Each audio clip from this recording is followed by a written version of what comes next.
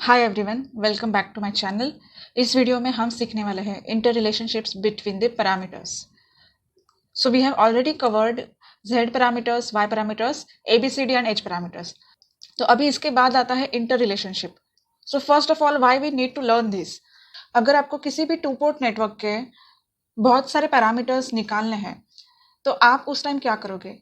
एक एक parameter individually calculate करना, it is very time consuming. So in that case what will you do, आप कोई एक पैरामीटर फाइंड करोगे और उसको कन्वर्ट करोगे into other parameters. For example, जैसे z पैरामीटर निकाला और उसको कन्वर्ट किया y या ABCD में। सो इसके लिए हमें इंटर रिलेशनशिप्स पता होने चाहिए कि एक पैरामीटर को दूसरे पैरामीटर में कैसे रिप्रेजेंट करना है।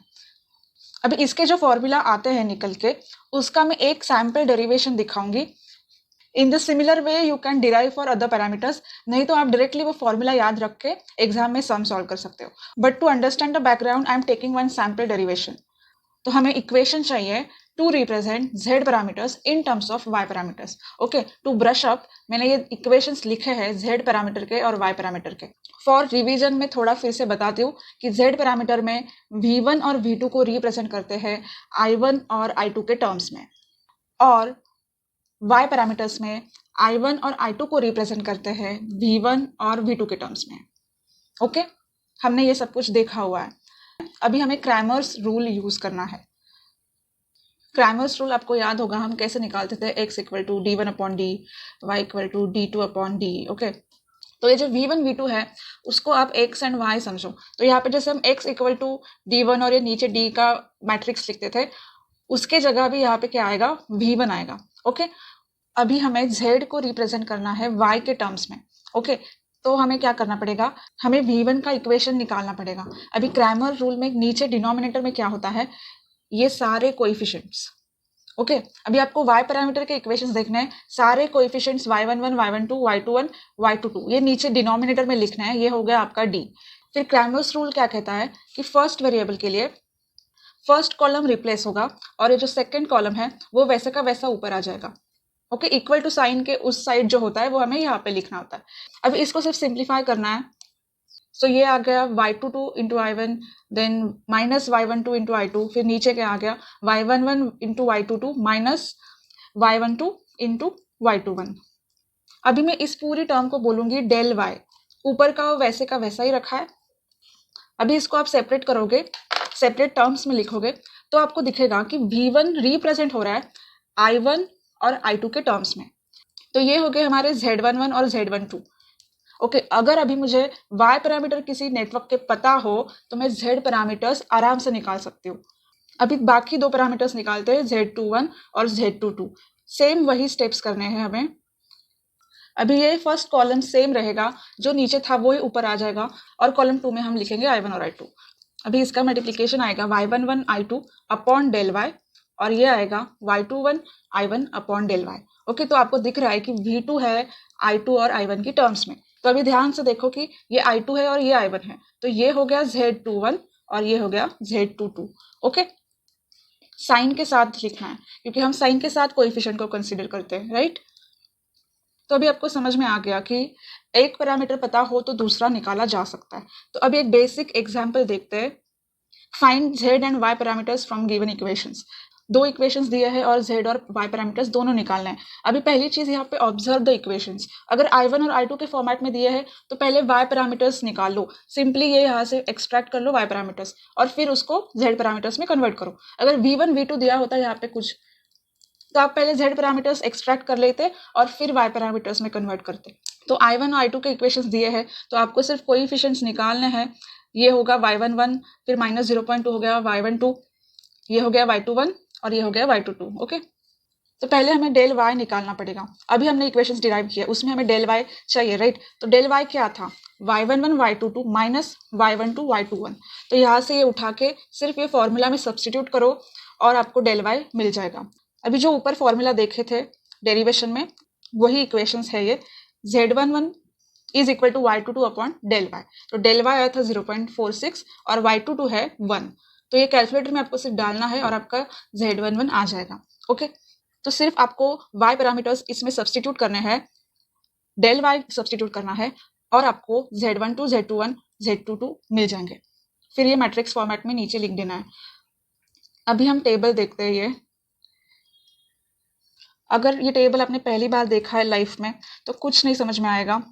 मुझे पता है कि ये बहुत कुछ कॉम्प्लेक्स दिख रहा है, बट कीप पेशेंस, पेशेंस रखोगे तो समझ में आ जाएगा। तो हम करना क्या चाहते हैं यहाँ पे, तो हमें ये जो 4 पैरामीटर्स है Z, Y, T मतलब ABCD ट्रांसमिशन पैरामीटर और H, इनको बाकी 3 पैरामीटर्स में रिप्रेजेंट करना चाहते हैं। ओके, कि अगर मेरे पास Z पैरामीटर है तो मैं Y पैरामीटर भी निकाल सकूँ, ABCD भी निकाल सकूँ और H पैरामीटर भी निकाल सकूँ। ओके, सिमिलरली फॉर Y, अगर कोई भी एक पैरामीटर है तो बाकी 3 में निकाल सकूँ।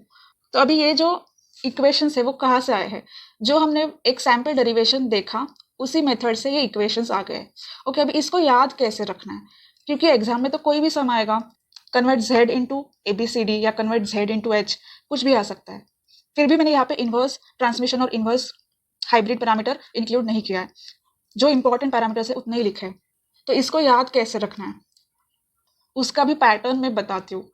तो अगर ये जो ग्रीन वाला आप देखोगे तो आपको न्यूमरेटर सेम दिख रहे होंगे। यहाँ पे Y22 है तो यहाँ पे Z22 है, फिर यहाँ पे Y11 है तो यहाँ पे Z11 है। ओके, न्यूमरेटर सेम दिख रहे हैं, साइंस भी सेम दिख रहे हैं, यहाँ पे एक माइनस है और यहाँ पे एक माइनस है, सेम दोनों जगह है। तो Z2Y और Y2Z आप इजीली निकाल सकते हो। और नीचे क्या है, Y के इसमें क्या होगा डेल Y, और Z के डिनोमिनेटर में क्या होगा डेल Z। कौन सा पैरामीटर कहाँ है वो कैसे याद रखना है, इसमें से एक माइनस करो तो नीचे क्या आते हैं। ओके, 22 से एक माइनस करो तो 21 आता है, 12 से एक माइनस करो तो 11 आता है। तो ऐसे याद रखना है, ऊपर आएंगे 22 12 और नीचे उसमें से एक माइनस करके आना चाहिए।